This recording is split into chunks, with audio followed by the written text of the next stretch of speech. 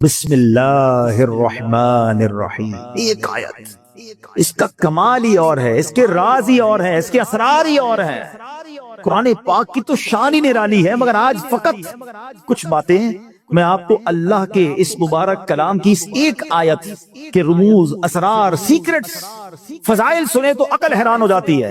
جو شخص، بہت سارے ایسے لوگ ہوں گے جو کاروباری مشکل کا، آج کل مہنگائی بھی بہت ہے، گزارا بھی نہیں ہو رہا، تو غور سے وظیفہ لے جائیں، کل سے کرنا شروع کر دیں کہ جو شخص طلوع آفتاب کے وقت سورج کی طرف رخ کر کے بسم اللہ الرحمن الرحیم 300 بار اور درود شریف 300 بار پڑھے، اللہ تعالیٰ اس کو ایسی جگہ سے رزق عطا فرمائے گا جہاں اس کا گمان بھی نہیں ہوگا، اور روزانہ پڑھنے سے انشاءاللہ عز و جل 1 سال کے اندر امیر و کبیر ہو جائے گا۔ وظیفہ پھر ریپیٹ کر دیتا ہوں، غور سے سن لیں۔ پہلے فجر کی نماز ادا کرنی ہے، اس کے بعد جب فجر کا وقت ختم ہونے لگے تو سورج طلوع ہوتا ہے، سورج طلوع ہونے کا وقت ہے، اس وقت آپ نے سورج کی طرف رخ کر کے ہاتھ میں تسبیح لینی ہے، 300 بار بسم اللہ الرحمن الرحیم، 300 بار درود پاک انشاءاللہ پڑھیں، اور پھر دیکھیں انشاءاللہ اللہ پاک رزق میں کیسی برکت دیتا ہے۔ سبحان اللہ۔ مولا علی شیر خدا نے ایک بڑا پیارا وظیفہ دیا، اور شاید اب جو میں وظیفہ بتانے جا رہا ہوں، جتنے لوگ یہاں موجود ہیں سب کو اس وظیفے کی ضرورت ہے۔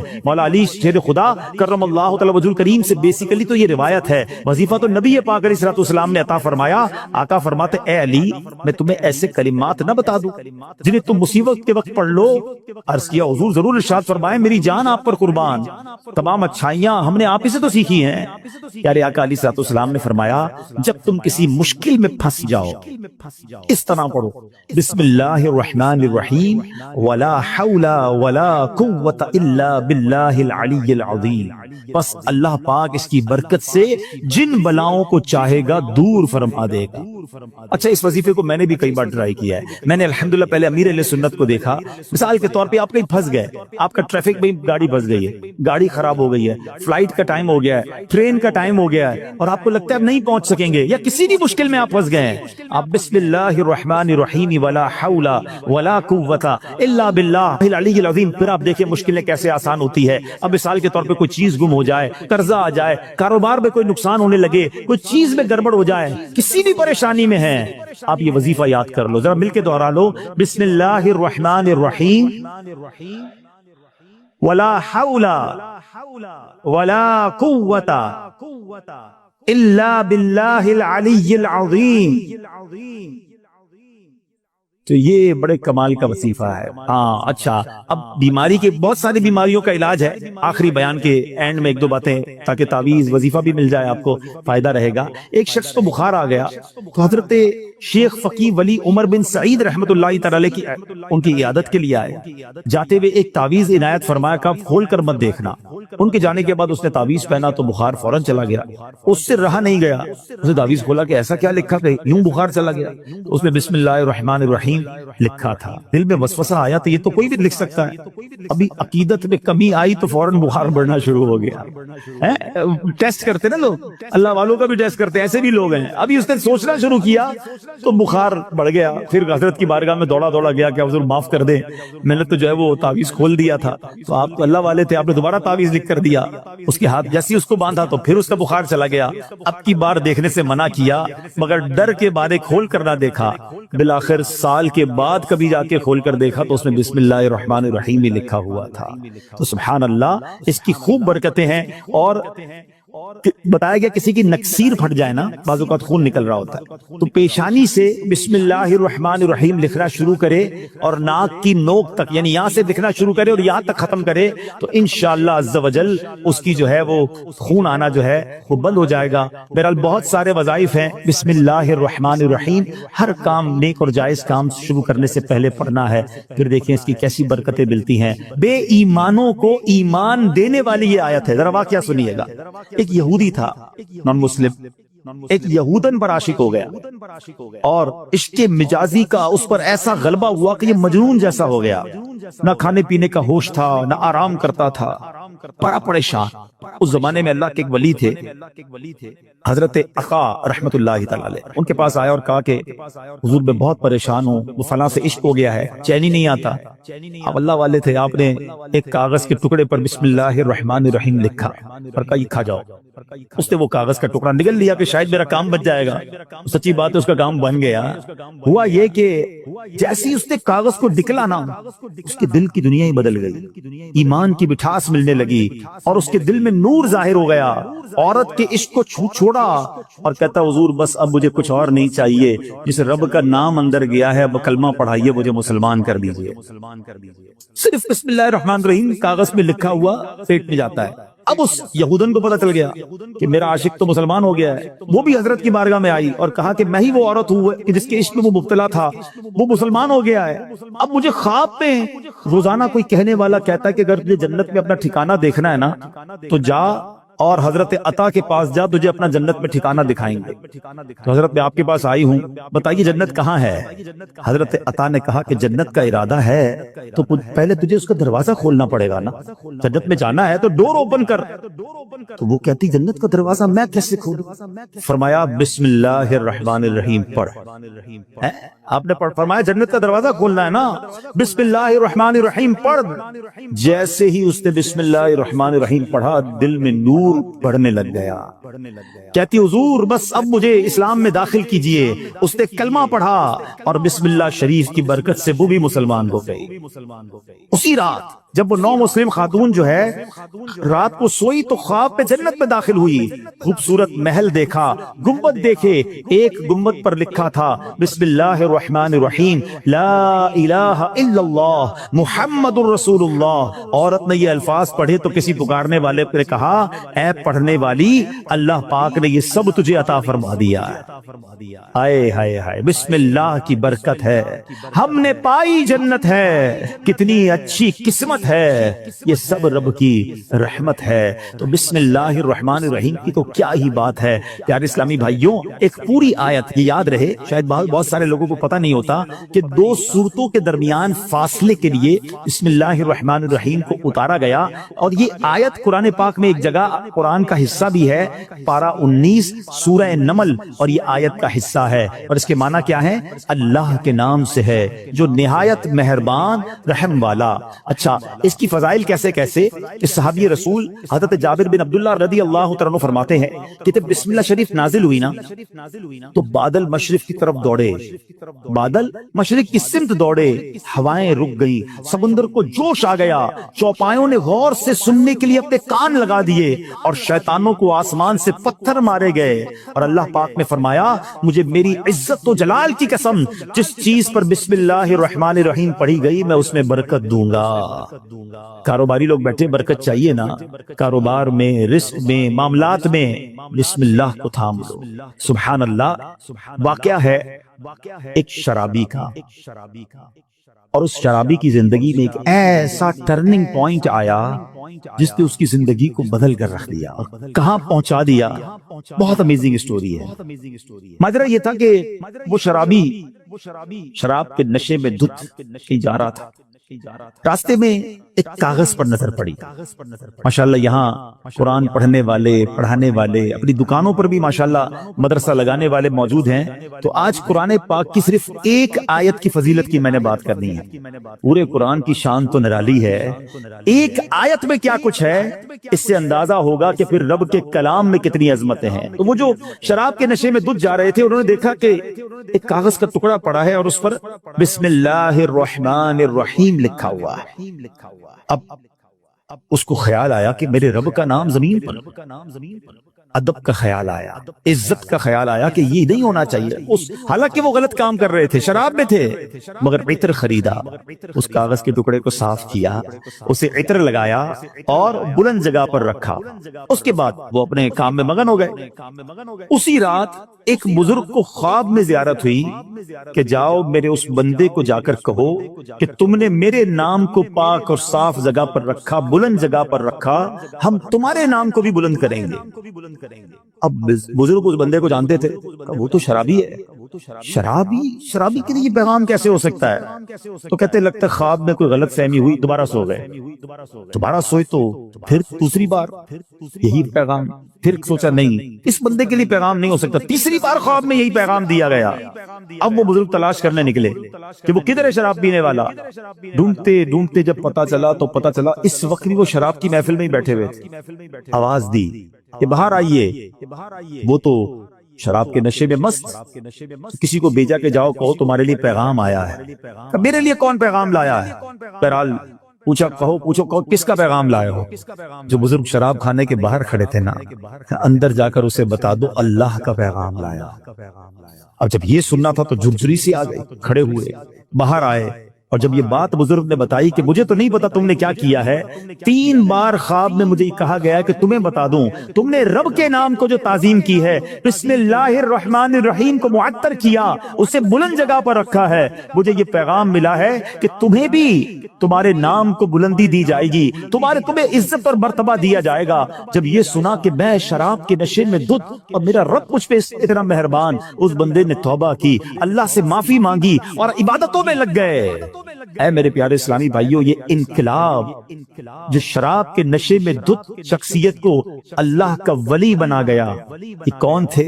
یہ کوئی اور نہیں، حضرت بشر حافی رحمت اللہ تعالی علیہ تھے۔ یہ زمانے کے ولی بنے، حافی کہتے ہیں ننگے پیر رہنے والے کو۔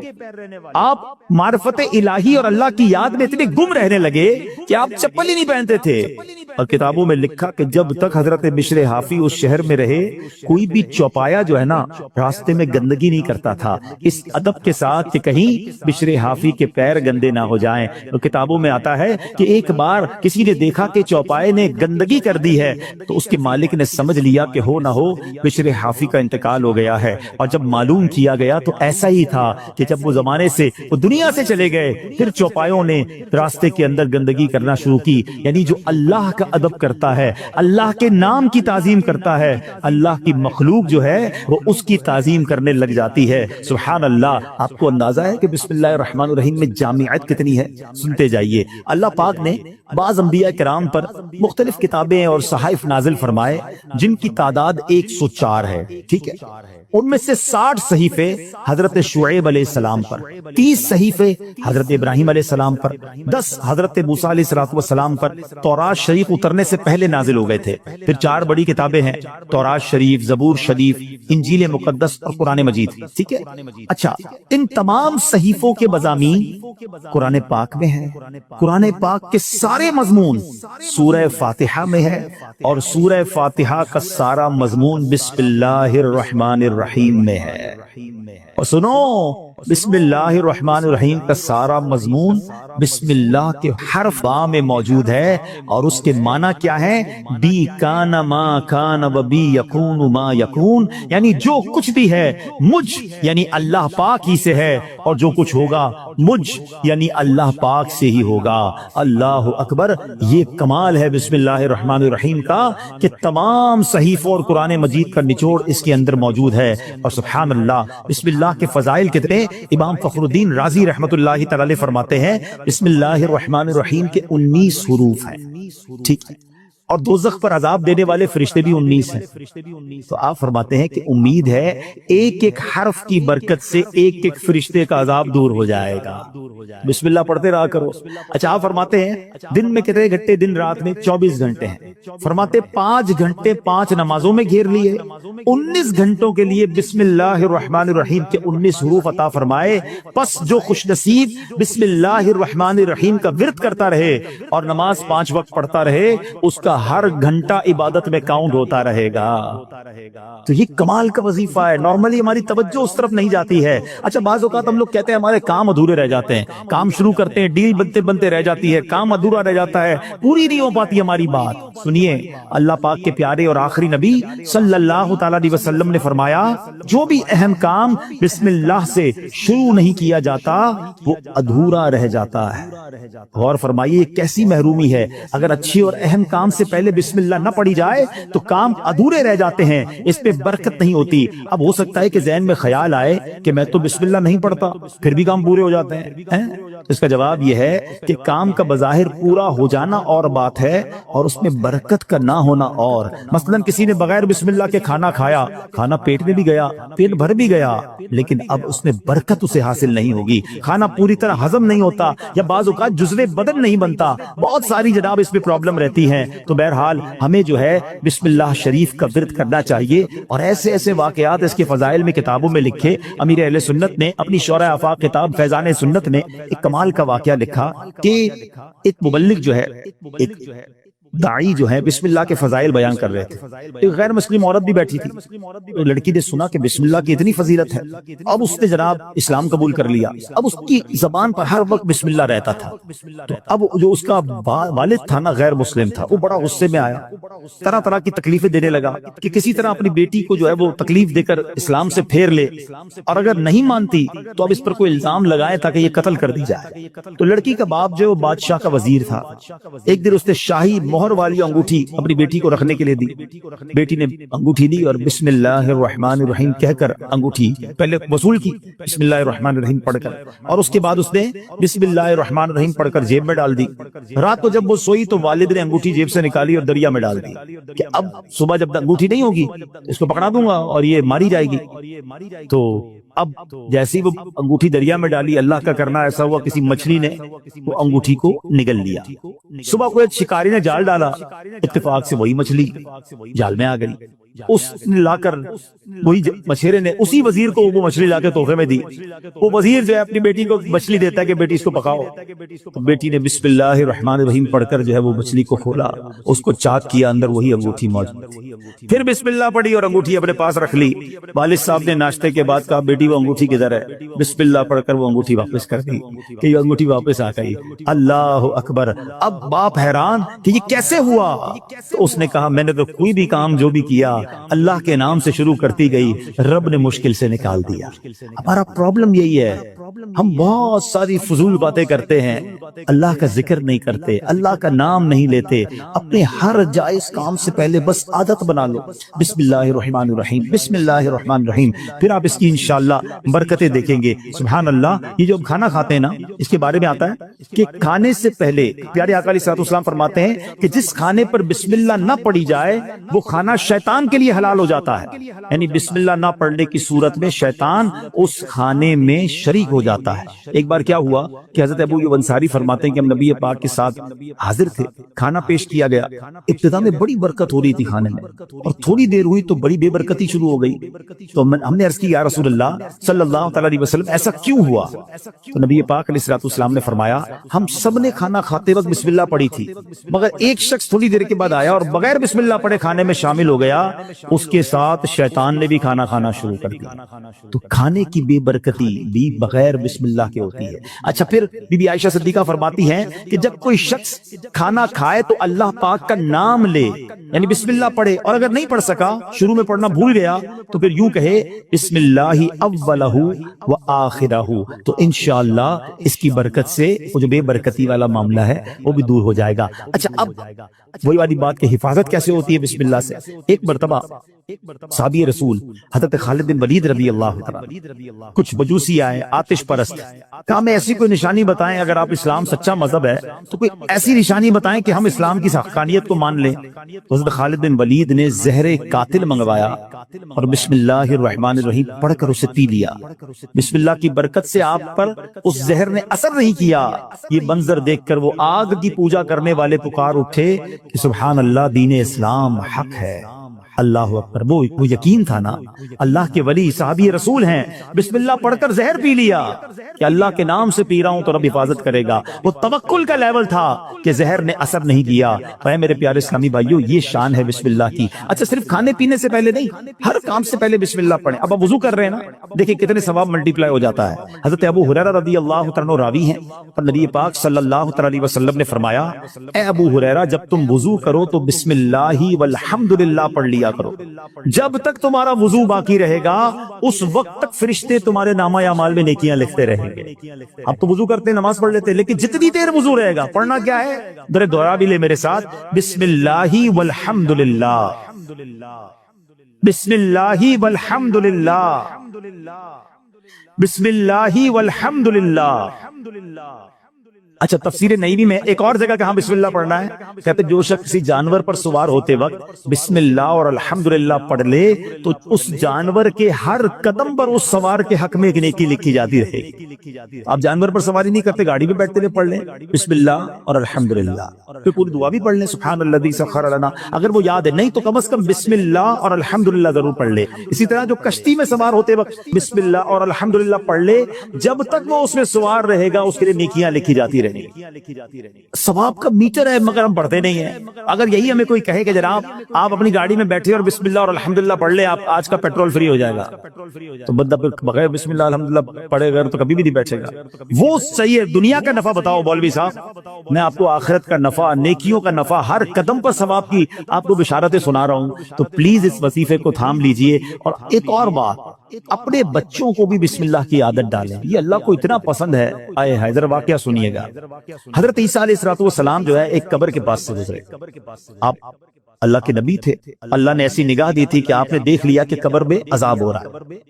کچھ عرصے کے بعد آپ پھر وہاں سے گزرے تو قبر میں جو ہے وہ نور کی کرنے ہیں, عذاب دور ہو گیا.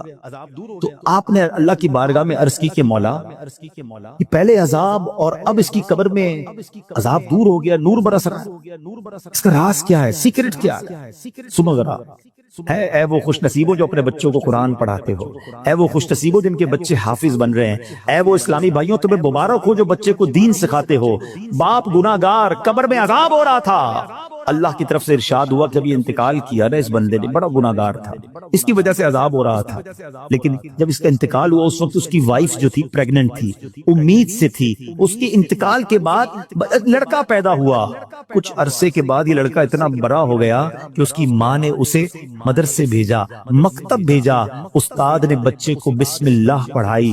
اے موسیٰ مجھے حیا آئی, مجھے شرم آئی کہ میں اس شخص کو زمین کے اندر عذاب دوں جس کا بچہ زمین کے اوپر مجھے رحمان اور رحیم کے نام سے پکار رہا ہے. ہائے ہائے ہائے, میرا بچہ قرآن پڑھے اور میری قبر میں رحمتوں کی برسات ہو جائے, اور مجھے کیا چاہیے؟ خدا را اپنے بچوں کو قرآن پڑھاؤ. ہم لوگ آج لگ گئے, دوڑ میں لگ گئے, جناب فلاں یونیورسٹی, فلاں کالج, فلاں ڈگری, فلاں پی ایچ ڈی, فلاں software. We are not against, ہم دعوت اسلامی والے دنیا کی پڑھائی کے خلاف نہیں ہیں, لیکن دنیا کے پیچھے اتنا تو مت بھاگو نا کہ ہم اپنے دین کو ہی بھول جائیں. ہمارے بچوں کو قرآن ہی نہ آئے, ہمارے بچے حدیث ہی نہ جانے, ادب ہی نہ جانے. آج جناب بڑا بہت زیادہ ہم آگے دنیا کی طرف چلے گئے. میں 2-3 ایگزامپل دیتا ہوں, اگر آپ کو لگتا ہے ایسا نہیں ہے تو کبھی گھر میں ڈنر پر بیٹھے ہو, بچے ساتھ ہو, فیملی ساتھ ہو, ایک چھوٹا سا ٹیسٹ لو نا اپنے بچوں اور فیملی کا. چلو بچوں آج ایک چھوٹا سا ایک ٹیسٹ لیتے ہیں, وہ انٹرسٹ بھی لیں گے, بیٹا جاؤ کاپی پینسل لے کر آ جاؤ, ٹھیک ہے. ان کو کہیں بیٹا پہلے صفحے پہ لکھو کہ تمہیں کتنے کرکٹرز کے نام یاد ہے. ہو سکتا ہے کسی کا بیٹا یہ بھی کہے کہ ابا جان صرف نام لکھنے, آگے ریکارڈ بھی لکھنے, وہ بھی یاد ہوتے ہیں, ٹھیک ہے. اچھا بیٹا اگلے صفحے پہ لکھو کہ مزید کتنے اداکاروں کے نام یاد ہیں. معاذ اللہ, تو شاید 2-3 صفحے بھر دیے جائیں گے. گلوکاروں کے نام, سیاستدانوں کے نام 4-5 صفحے بھر گئے ہوں گے.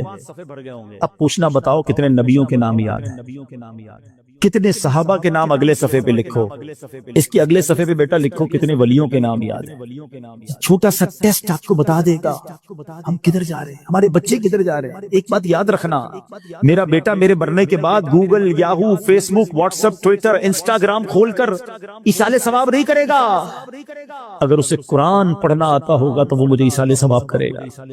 اپنے بچے کو قرآن سکھائیے, قرآن کی تعلیم دیجیے. اور پھر سبحان اللہ, کچھ لوگ کیا کرتے ہیں اپنے بچوں کو دین سے دور کرتے ہیں, اور تھوڑے دنوں بعد جب بچہ جوان ہوتا ہے تو سر پکڑ کے رو رہے ہوتے ہیں کہ بچہ میرا ادب نہیں کر رہا, بچہ جناب بڑا عجیب عجیب باتیں کرنے لگ گیا. ہمارے پاس آتے لوگ, ہم پتہ غلطی کرتے ہیں. واللہ آپ اپنے بچے کو دین کے حوالے کر دو، جب وہ دین پڑھے گا تو دین اس بچے کو آپ کے حوالے کر دے گا۔ قرآن کہے گا ماں باپ کا ادب کرو، انہیں اف نہ کہنا۔ نبی پاک کی حدیث پڑھے گا تو وہاں سکھایا جائے گا کہ محبت سے اپنے ماں باپ کو دیکھو گے تو جنت کا ثواب ہے۔ ارے وہ اونچی آواز میں آپ سے بات نہیں کرے گا کہ ماں باپ ناراض ہو گئے، تو نبی پاک نے فرمایا جس کے ماں باپ راضی اس سے اس کا رب راضی، جس سے ماں باپ ناراض اس سے اس کا رب ناراض۔ تو پتہ یہ چلا بچہ دیندار بن گیا تو انشاءاللہ میرا بھی با ادب بن جائے گا، بچہ میرا بھی فرما بردار بن جائے گا۔ اگر میں نے اپنے بچے کو دین سے دور کیا تو کبھی وہ میرے ہی آگے کھڑا ہو جائے گا۔ دنیا میں ایک دستور سا بن گیا ہے، سب کے لیے نہیں کہتا مگر میجورٹی ایسا دیکھا گیا کہ جب بچہ دنیا میں ترقی کرتا ہے نا تو ماں باپ کو ڈر لگتا ہے کہ کہیں بچے کو برا نہ لگ جائے۔ بڑا افسر ہے، بڑا جناب نام والا ہے، بڑی ڈگری والا ہے، سب کے لیے نہیں کہہ رہا ہے، ماں باپ ڈرتے ہوئے بات کرتے کہ جناب برا نہ لگ جائے۔ اور جب بچہ دین میں بڑا ہو جاتا ہے نا، عالم بن جائے، مفتی بن جائے، تو اب اس عالم اور اس مفتی کو ڈر لگتا ہے کہ کہیں میرے ماں باپ ناراض نہ ہو جائے۔ یہ فرق سمجھو۔ تو اپنے بچے کو قرآن پڑھائیے، دین سکھائیے، یہ بچہ آپ کا نیک بن گیا نا۔ خدا نہ خواستہ اگر میرے گناہوں کی سبب اگر کوئی گڑبڑ قبر میں ہو بھی گئی نا تو نیک اولاد کی دعا، نیک اولاد کا عمل جو ہے وہ انشاءاللہ مغفرت کا ذریعہ بن جائے گا۔ تو اپنی اولاد کو اپنے لیے ہمیں صدقہ جاریہ بنانا ہے۔ اب سوچو بسم اللہ الرحمن الرحیم میں اتنی برکت ہے تو پورے قرآن کا کیا عالم ہوگا۔ مبارک ہو انہیں جو قرآن پاک پڑھنے والے ہیں، پڑھانے والے ہیں۔ آپ کو ایک اور فضیلت سنا دوں، دنیا میں آپ نے بہت پیارے پیارے پھل دیکھے ہوں گے، فروٹس، اور تقریباً سبھی کو فروٹس پسند ہوتے ہیں۔ کئی پھلوں کا ذکر قرآن مجید میں بھی موجود ہے، اور دنیا میں جائیں ٹریول کریں تو ہر ملک کی ایک خاص بات ہوتی ہے کہ فلاں پھل جو ہے وہ فلاں ملک میں پایا جاتا ہے۔ مگر آج جس قسم کے پھل کی میں بات کرنے جا رہا ہوں، ایسا پھل شاید دنیا میں آپ نے کہیں نہیں دیکھا ہوگا۔ مسلمانوں کے چوتھے خلیفہ مولا کائنات حضرت علی المرتضیٰ شیر خدا کرم اللہ تعالی وجہ الکریم فرماتے ہیں کہ اللہ پاک نے جنت میں ایک درخت پیدا فرمایا ہے۔ اب وہ درخت کیسا ہے؟ فرمایا جس کا پھل سیب سے بڑا، انار سے چھوٹا۔ نماز ہم پر سب سے پہلا فرض ہے، لیکن نماز نہ پڑھنا کتنا برا ہے، آئیے سنتے ہیں۔ اللہ کے حبیب صلی اللہ تعالی علیہ وسلم ارشاد فرماتے ہیں جس نے جان بوجھ کر نماز چھوڑ دی اللہ عز و جل اس کے عمل برباد کر دے گا، اور اللہ عز و جل کا ذمہ اس سے اٹھ جائے گا جب تک کہ وہ توبہ کے ذریعے اللہ عز و جل کی بارگاہ میں رجوع نہ کرے۔ تو اللہ کی پاکی بیان کرو جب شام کرو اور جب صبح کرو، اور اسی کے لیے تعریف ہے آسمانوں اور زمین میں، اور اس وقت جب دن کا کچھ حصہ باقی ہو اور جب تم دوپہر کرو۔ پھر حضرت عبداللہ ابن عباس رضی اللہ تعالیٰ عنہما نے فرمایا اس آیت میں تسبیح سے مراد نماز ہے، شام کی تسبیح سے مراد مغرب اور عشاء ہے، صبح کی تسبیح سے مراد نماز فجر ہے۔ جب دن کا